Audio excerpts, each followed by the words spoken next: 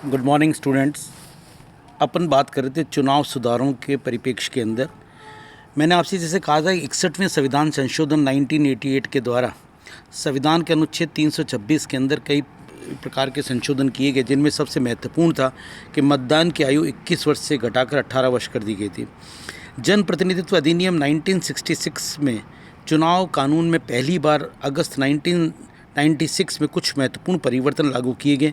इन परिवर्तनों में निम्नलिखित हैं। पहला, राष्ट्रीय सम्मान के अपमान की रोकथाम या संबंधी अधिनियम 1971 के तहत अपराधी पाए जाने पर अयोग्य घोषित करना, कि अगर कोई उम्मीदवार किसी भी स्थिति के अंदर अपराधी पाया जाता है और वो बाई चांस चुनाव जीत जाता है तो उस कंडीशन के अंदर उसको अयोग्य घोषित कर दिया जाएगा। ऐसे तो अगर हम देखने की कोशिश करें कि भारतीय संसद के अंदर और विधानसभाओं के अंदर अत्यधिक ऐसे लोग बैठे हैं जो कि आपराधिक प्रवृत्ति के लोग हैं, लेकिन उसके बावजूद भी वह उसके अंतर्गत कार्य करने की स्थिति के अंदर बैठे हुए हैं क्योंकि उनका निर्णय नहीं हो पाया है। यही सबसे बड़ी एक दुर्भाग्य की बात है कि जब तक न्यायपालिका इसके अंदर सक्रियता की स्थिति के अंदर नहीं आएगी, न्यायपालिका इसके अंदर सक्रिय नहीं होएगी और वो ऐसे लोगों को जो कि वास्तव में आपराधिक प्रवृत्ति के हैं उन्हें तुरंत उसके ऊपर रोक नहीं लगाएगी, तब तक वास्तविक रूप से चुनाव सुधारों की स्थितियां सामने नहीं आ सकती। चुनाव सुधारों के लिए हमें इस प्रकार की चीज़ों को करना अति आवश्यक है कि अगर कोई आदतन अपराधी है या अपराधी है उसको पूरी तरह से बैन किया जाए कि वो किसी भी स्थिति के अंदर चुनाव लड़ने की स्थिति में ना हो, और तभी वास्तविक रूप से इसका सही रिजल्ट आ सकता है, अन्यथा इसका रिजल्ट आने की स्थिति नहीं है। दूसरी बात है कि जमानत राशि और नाम प्रस्तावित करने वालों की संख्या में वृद्धि की जानी चाहिए, कि जैसा मैंने ऊपर भी कहा था कि जैसे राष्ट्रपति के चुनाव के अंदर हमने करा कि जमानत की राशि बढ़ा दी, बल्कि मैं तो कहता हूँ इसको 10 गुना तक आगे बढ़ा देना चाहिए, जो हर कोई व्यक्ति ऐसी स्थिति में ना हो कि वे ज़्यादा चुनाव लड़ने की स्थिति में आ सके। उसको हर हालत के अंदर इतना पैसा उसको जाना चाहिए जिससे कि उसको लगे अगर जमानत की राशि उसकी जब्त हो जाए तो वो फालतू के अंदर चुनाव के अंदर एक व्यवधान पैदा करने का कार्य ना करें। ऐसी स्थिति के बाद ही वास्तविक रूप से ये चीज़ सामने आ सकती है, अन्यथा सामने नहीं आ सकती। इसलिए हर हालत के अंदर जमानत की राशि और जो लोग नाम प्रस्तावित करते हैं उनकी संख्या में भी बढ़ोतरी की जानी चाहिए। एक या दो व्यक्ति के बनिस्बत ज़्यादा लोगों के नाम, जैसे कि हम राष्ट्रपति के चुनाव के अंदर 50 निर्वाचकों के द्वारा नाम प्रस्तावित और 50 के द्वारा ही उसका समर्थन करने की स्थितियां हैं, ऐसी स्थिति इसके अंतर्गत की जानी चाहिए, तभी वास्तविक रूप से इसका रिजल्ट आ सकता है। तीसरी बात, 2 से अधिक क्षेत्रों से चुनाव लड़ने पर प्रतिबंध लगाया जाना चाहिए। किसी भी स्थिति के अंदर कोई भी व्यक्ति 2 से अधिक चुनाव क्षेत्रों से चुनाव नहीं लड़े। अब ज़्यादातर ये होता है कि जैसे हम कोई भी व्यक्ति है जो एक चुनाव क्षेत्र से चुनाव लड़ता है लेकिन वहाँ पर वो कुछ काम नहीं करता तो वो वहाँ से भी खड़ा हो जाता है और दूसरी जगह से ऐसी जगह से खड़ा हो जाए जहाँ उसको ज़्यादा लोग जानते नहीं है इस रूप के अंदर किसने क्या काम किया क्या काम नहीं किया, और वो वहाँ से तो जीत जाता है और वो पहले वाले चुनाव क्षेत्र से हार जाता है ऐसे, लेकिन उसका काम पूरा हो जाता है।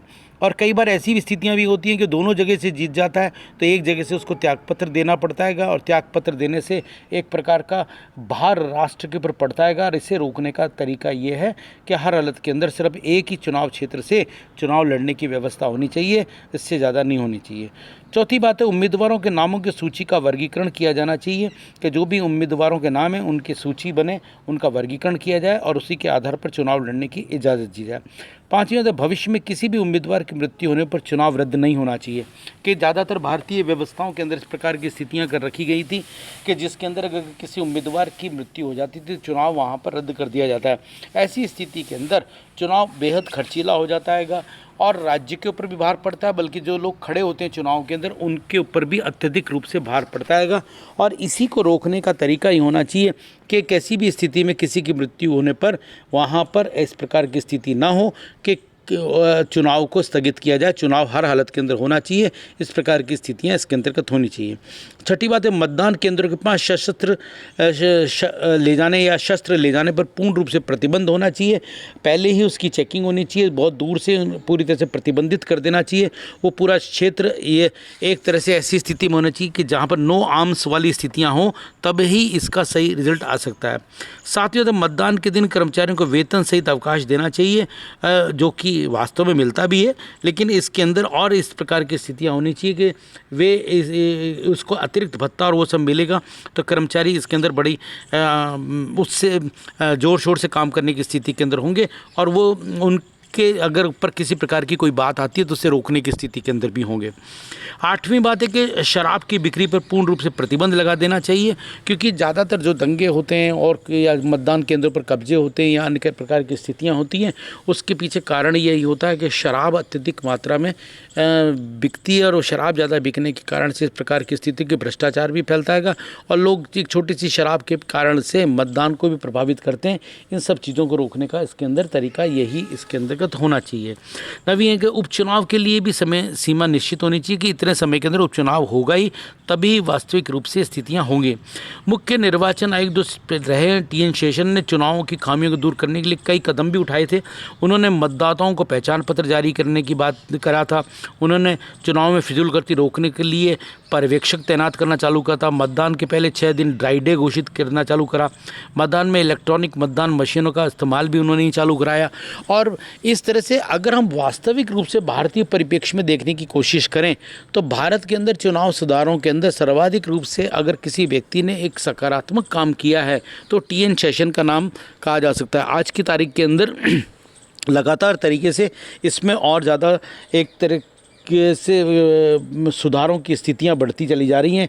धीरे धीरे राज्य अपनी तरफ से या चुनाव आयोग अपनी तरफ से कोशिश कर रहा है कि ज़्यादा से ज़्यादा सुधार किए जा सकें ताकि निष्पक्ष चुनाव हो सके, किसी तरीके से कोई भी चीज़ प्रभावित ना हो और राज्य अपने आप के अंदर एक ऐसी स्थिति के अंदर पहुंच जाए जहां पर वह अपना कार्य इस रूप के अंदर करने की स्थिति में कि निष्पक्षता के आधार पर ही कार्य हो और कोई भी व्यक्ति चुनाव को प्रभावित ना कर सके। और अगर हम और ज़्यादा इसके अंदर सुधार करेंगे, चुनाव को अनिवार्य कर दिया जाएगा, मतदान को अनिवार्य कर दिया जाएगा, इस प्रकार की स्थितियां कर दी जाएंगी, तभी इसका वास्तविक रूप से रिजल्ट आ सकता है। आज यहाँ तक, बाकी बात कल। Thank you so much.